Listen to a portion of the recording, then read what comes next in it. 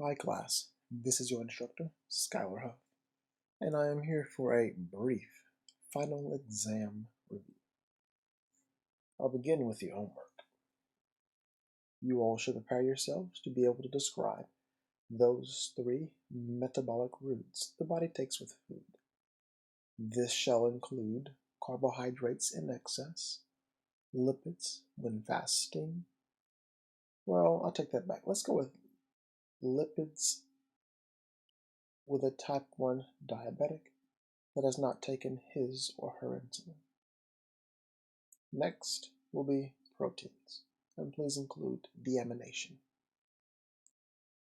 The next thing you'll be asked to explain will be, of course, the events occurring at the neuromuscular junction. Thirdly, you all should be able to explain the events that occur during a nerve impulse and include voltage where appropriate. With that terms, that should be there. Include threshold,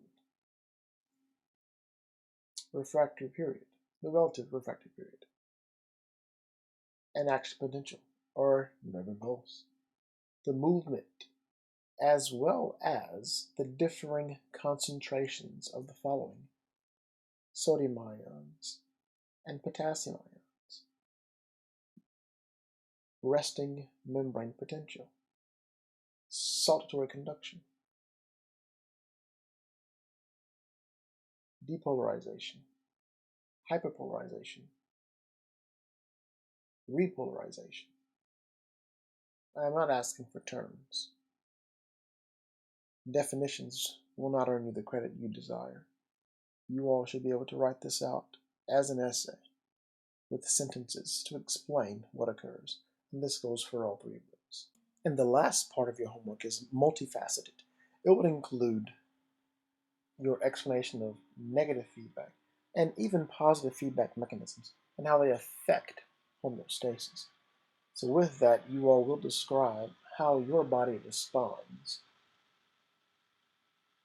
to detection of low blood pressure. And if you don't know how your body responds to the detection of low blood pressure, you should very well make sure you did not miss that lecture in which this was explained. Meaning you'll give the full renin angiotensin-aldosterone system mechanism, including each of those steps, the enzyme or enzymes, and even hormones, beginning with the kidney and ending with those 4 fold effects. And even with that, thereafter in that same lecture, I got to a conditional disorder that could result from this.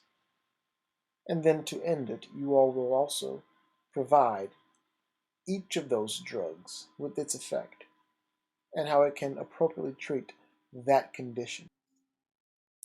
Other things to know in your exam include figures. And I know I won't ask for every figure from your textbook, but going back through the chapters we have learned about. We began with the first chapter, and we just ended with the 11th chapter, having done chapter 12 first. So as I mentioned what figures you all should know, it includes figures from, I would say, not so much so the first chapter, but especially after we finish chapter 1 and then move directly into chapter 2. If you're saying, okay, what do I mean? I mean that figures could very well include carbohydrates, lipids, proteins, and nucleic acids. The basic chemistry, that is. Other things that could be very well included would be that composite cell with organelles. From there we got to tissues. So I would like you all to know that if you don't know, upon sight, those 4 basic types of tissues, from epithelial tissue to connective tissue to muscle tissue and nerve tissue, you very well will struggle on components of the final exam. I don't plan on having a skin diagram on the test. That's okay. From there we moved into muscle. So I hope you do remember those connective tissue muscle sheaths that we learned about from the what is called epimysium to the paramysium and endomysium. Thereafter we got to the neuron. So I hope you know what a multipolar neuron looks like. And then thereafter, we got into the special senses. So going from the 12th chapter, if you'd like to know what to know. In chapter 12, we learned about hearing as well as equilibrium. So I'll turn back just a bit in the textbook and say, please ensure as you all go through your studies, you know figure 12.9. Figure 12.9. In addition to figure 12.9, please make sure that you all know and know well, I'll say figure 11.6a. Figure 11.6a. And no, I'll never ask you all everything from that figure or any of these figures. But hey, let's learn these figures. And then lastly, as mentioned, of course, in that lecture, you all should most definitely know the reflex arc. So this has been that brief review. I plan to do yet another review for you all. Of course, we have one day of class left. And with that, that review shall be posted as this review is. But please ensure that you all prepare well for the course. If you have any questions, class, let me know.